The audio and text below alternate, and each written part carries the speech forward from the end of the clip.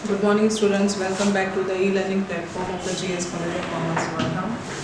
मैं प्राध्यापक हुमैरा काजी आज आपके सामने प्रस्तुत हूँ उत्पादन फलन इस चैप्टर के साथ। उत्पादन फलन इस चैप्टर में हम जो है उसके फंडामेंटल एस्पेक्ट्स जो है देख चुके थे और इससे पहले की वीडियो लेक्चर में मैंने इससे पहले भी आपसे कहा था कि हम उत्पादन फलन में मुख्य रूप से दो नियम को देखेंगे, ठीक है। क्योंकि उत्पादन फलन जो है दो दृष्टिकोण से पढ़ा जाता है, एक है आपका अल्पकाल और दूसरा है दीर्घकाल। तो जब हम अल्पकाल में उत्पादन फलन की बात करते हैं तो उसे जो है परिवर्तनशील अनुपातों का नियम या फिर उत्पत्ति हास्य नियम ये कहा जाता है, ठीक है। तो और दीर्घकाल में जो है वो अब इसके बाद के वीडियो लेक्चर में हम देखेंगे। तो चलिए देखते हैं कि उत्पादन फलन क्या है और यही अल्पकाल में ये उत्पादन फलन क्या कहता है। तो इससे पहले हमने देख चुके हैं कि उत्पादन फलन क्या है। उत्पादन फलन जो है मुख्य रूप से क्या है कि आपने कितने संसाधन लगाए हैं और उन संसाधनों से आपको कितना उत्पादन हो रहा है, आउटपुट कितना मिल रहा है। ये चीज़ जो है मुख्य रूप से आप किस चीज़ को देखते हैं, ये चीज़ इकाइयों के फॉर्म में, यूनिट्स के फॉर्म में है। ये इसका कंसिडरेशन कहीं पर भी मूल्यों से नहीं है, ठीक है। मूल्यों को हम कंसिडर नहीं करते हैं, हम इसमें मुख्य रूप से किस चीज़ को कंसिडर करते हैं, उनके यूनिट से। तो इसी संदर्भ में हम जो है अल्पकाल में उत्पादन फलन को देख रहे हैं। तो अल्पकाल में उत्पादन फलन जो है, अल्पकाल क्या है? अल्पकाल वो समय काल है जिसमें आप उत्पत्ति के सारे साधनों को परिवर्तित नहीं कर सकते, ठीक है। उत्पत्ति के सारे साधनों को आप परिवर्तित नहीं कर सकते। उसी प्रकार से आप जो है एक प्लांट को इंस्टॉल नहीं कर सकते। मतलब ये कि आप जो है एक फिक्स्ड एसेट्स जो है उसको आप शॉर्ट पीरियड में जो है उसको चेंजेस नहीं कर सकते, उसे इंस्टॉल करने की बात हम नहीं कर पाते हैं। लेकिन जो वेरिएबल फैक्टर्स होते हैं, ऐसे फैक्टर्स और ऐसे उत्पादन के संसाधन जिसको हम वेराई कर सकते हैं, जिसमें हम परिवर्तन कर सकते हैं, उनको हम चेंज कर उत्पादन को कुछ हद तक कर हम बढ़ा सकते हैं, ठीक है।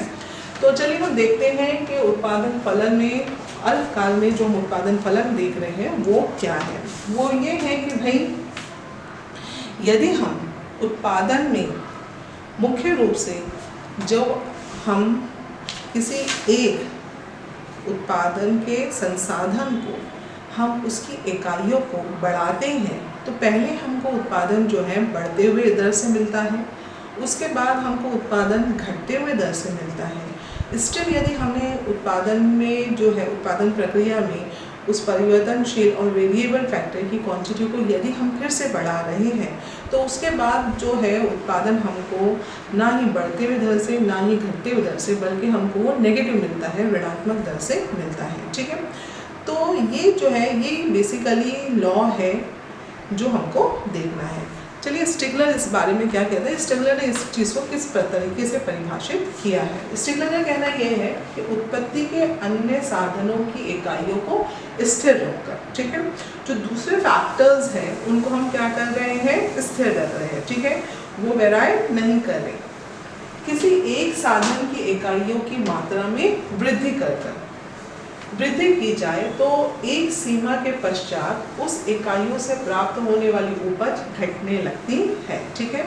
तो पहले आपको वो उपज क्या मिलेंगी, बढ़ते हुए दर से मिलेंगी, फिर उसके बाद वही घटते दर से मिलेंगी और एक परिस्थिति ऐसी आएंगी जहाँ पर वो ज़ीरो होकर फिर उसके बाद नेगेटिव हो जाएंगी, ठीक है।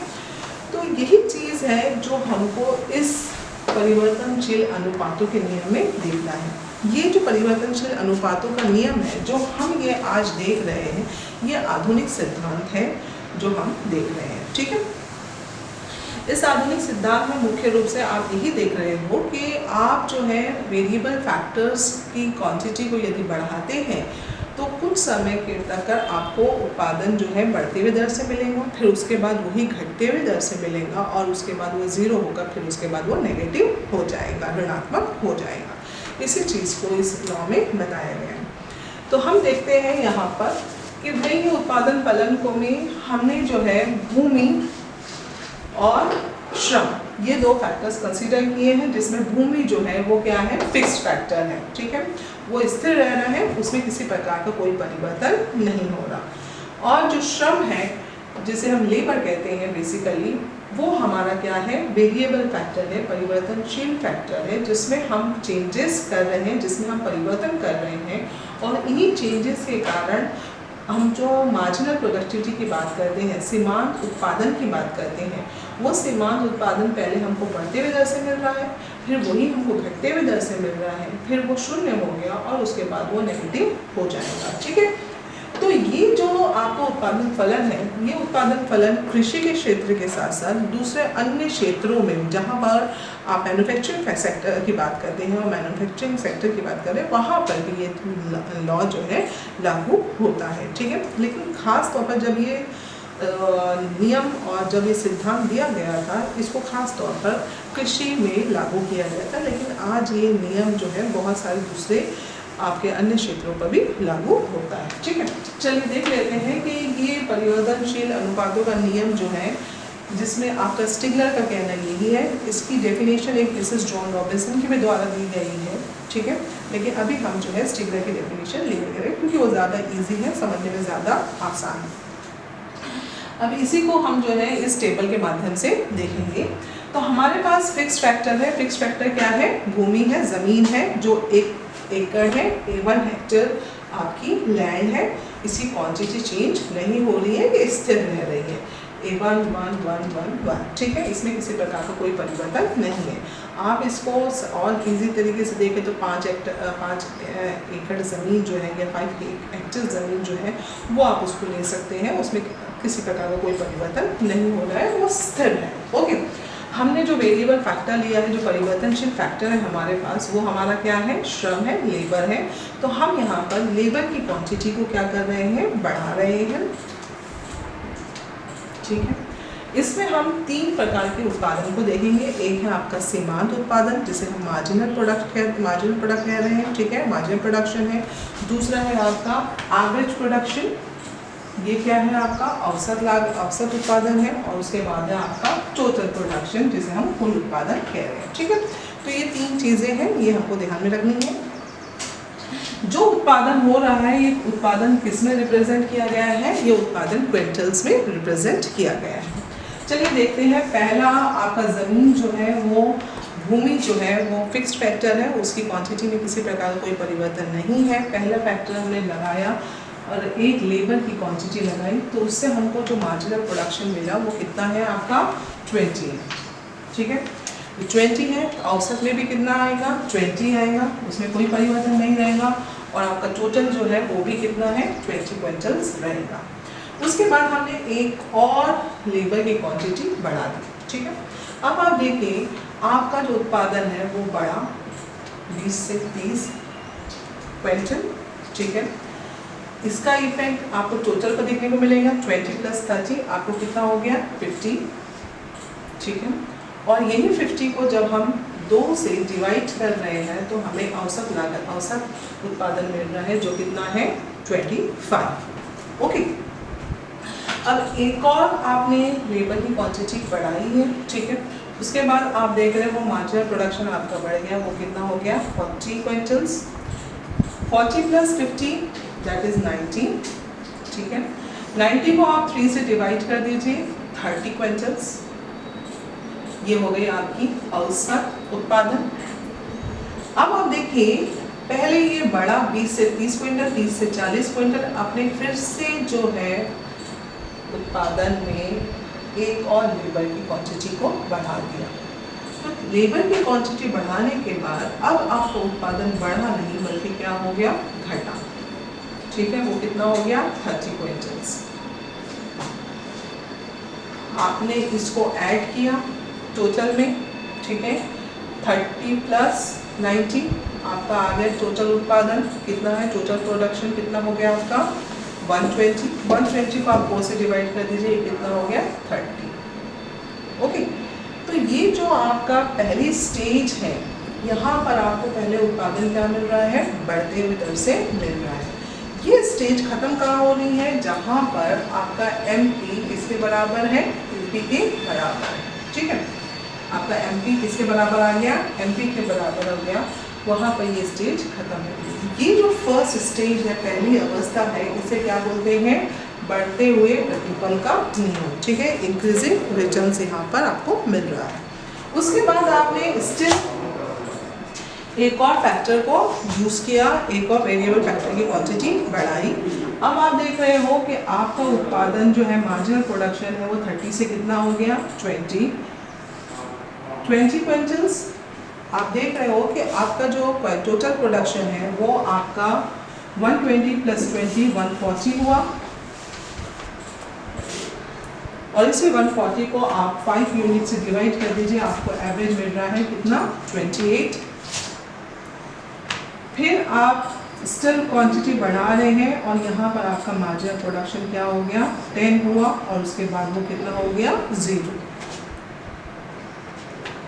इसी का इफेक्ट आपको टोटल प्रोडक्शन पर भी देखने को मिलेगा। आपका टोटल प्रोडक्शन कितना है, 140, ठीक है, और 140 के बाद ये क्या हो गया, 140 में 10 ऐड किया, 150, और 150 में आप 0 ऐड कर रहे हैं, कितना हो गया, 150, ठीक है।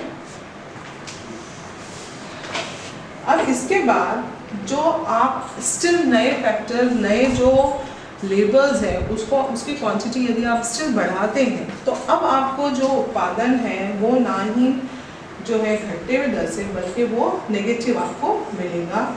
आपको कहाँ का किसी प्रकार का कोई पॉजिटिव रिटर्न उसमें नहीं मिल रहा है, वो किसी प्रकार का उत्पादन में कोई पॉजिटिव कंट्रीब्यूशन नहीं देते हुए, कंट्रीब्यूशन कैसा हो रहा है, वहाँ पर नेगेटिव हो जा रहा है।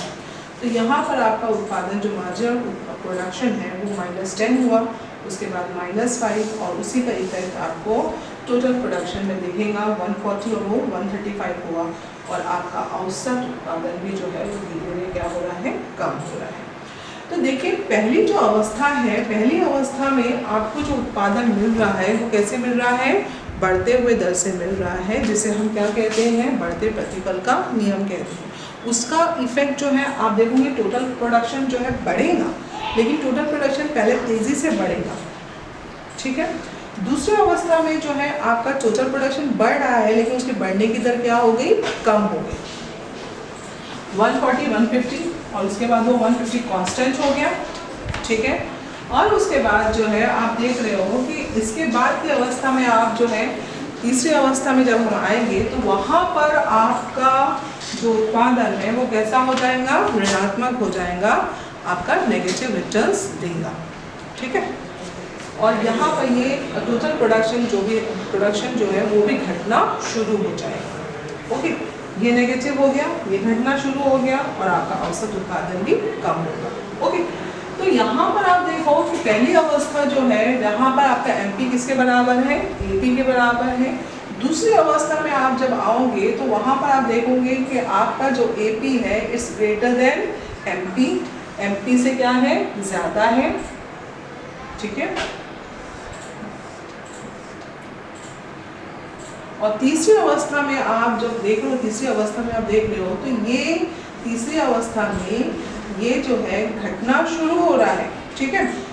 तो यहाँ तीसरी अवस्था की शुरुआत से ही ये घटना शुरू हो रहा है, ठीक है। लेकिन यहाँ पर तीसरी अवस्था में आपका जो मार्जिनल प्रोडक्शन है वो क्या हो गया, आपका नेगेटिव हो गया, ओके।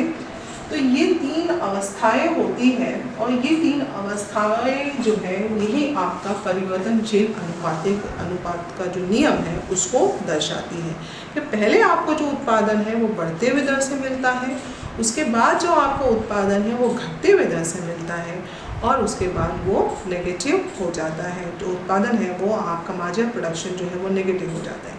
इस नियम में आपको खास तौर से जो देखना है वो है एमपी, ठीक है, और साथ ही साथ आपका एपी एंड टीपी। लेकिन खास हम जो चीज़ ज़्यादा ध्यान में रख रहे हैं वो क्या है, एमपी, जो कि आपका मार्जिनल प्रोडक्शन सीमांत उत्पादन, ठीक है।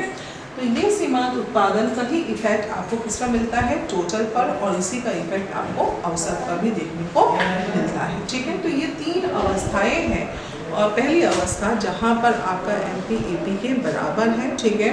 पहले ये अवस्था बेसिकली आप कुछ बुक्स में ऐसा भी देखोगे जहाँ पर आपका MP जो है पहली अवस्था में ऐसा बताया जाता है कि MP is greater than AP, ठीक है।